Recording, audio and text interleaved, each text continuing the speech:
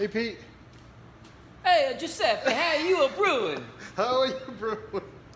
What is that? That's the Bugs Bunny version of the Italian accent that you're doing. That's what that That's was. what you're going for? Right.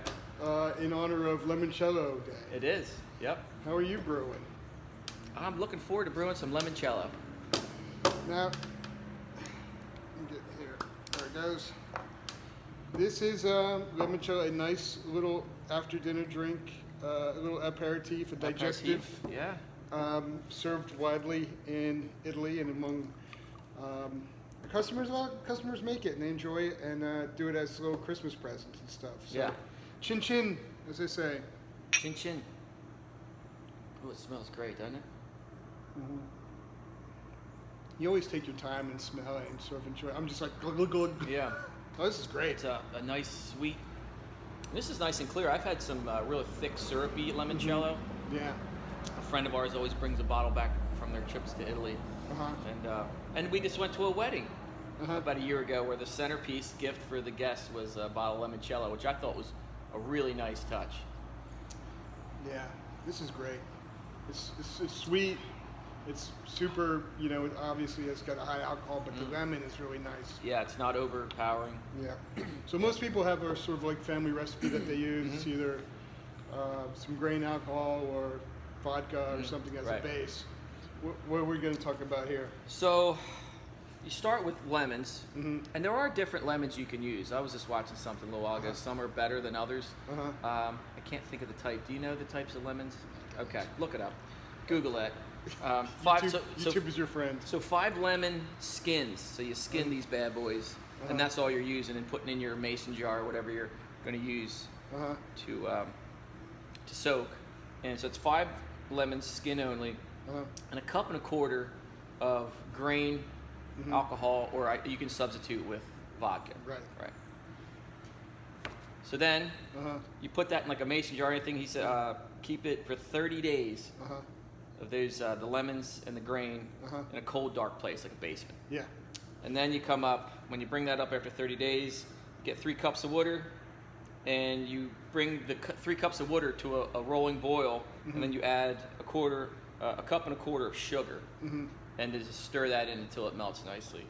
And you boil it slow so you're not burning the sugar or anything like that. And you cool it off, and you add it to your seasoned green lemon juice, and that's it. So you're really extracting the citrus oils and the citrus flavor from the peels, not the lemon itself. We'll take the lemon and put that aside and maybe make some juice out of that just to keep it for cooking or whatever, some lemon juice. But we're using the peels, we're letting it sort of extract everything, and then adding a sort of simple sugar to get it to this after dinner drink, which is beautiful. This is gorgeous. I really love it. Are you Italian? No. No, because you do a lot of this. Hey! What's the matter for you, eh? So you have a recipe, you're doing it. What we want to help you do at How Do You Brew is make a nice presentation for your gifts when you do it. So we have different bottles in stock. We also have some specialty bottles that you can get. This is not fermenting in the bottle, so a nice tasting cork works well. You can put that. You can get some of those sleeves. That's a shrink wrap, and you can print out some labels. And what's your trick with the labels? One of our beer makers at the homebrew happy hour. Let me see this. I don't know if it's still.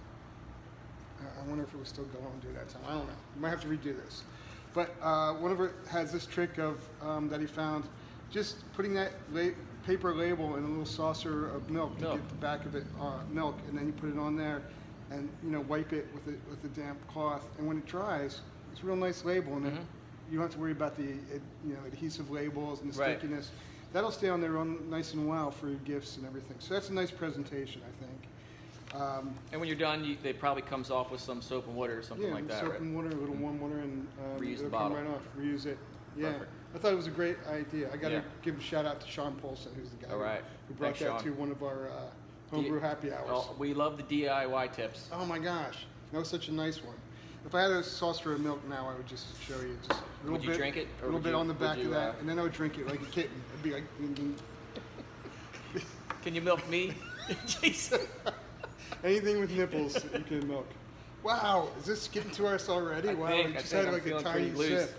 It is nice though. And so everybody's who's doing limoncello, don't make a really nice limoncello and come to your holiday party with some weird looking bottle. Get a nice bottle, a nice sleeve, and you'll have a nice presentation, and everybody will love it. So what we're going to do with these lemons now is we have some grain, alcohol. We're going to peel them like potatoes, and then sometime when you come in, how do you brew? We'll taste it. Excellent. All right. Sounds good. All right. Thanks, Pete. When the moon hits your eye, like a big pizza pie, that's amore. I forgot to give that guys a lot of this. To get prepared for this video, we looked at Osara recipes on YouTube, and that guy is hilarious. He's the real deal. He is genuine originale. Yeah. So just look up his videos and watch him make some limoncello. It is good stuff. Yeah, even if you're just hanging and just like want to watch some YouTube videos, just watch him make some limoncello because he's funny. All right, Osara recipes. Thank you for your help with the limoncello. And all right, so what's the matter for you, Pete? Everything the matter for me, as my mama would say. Everything. All right.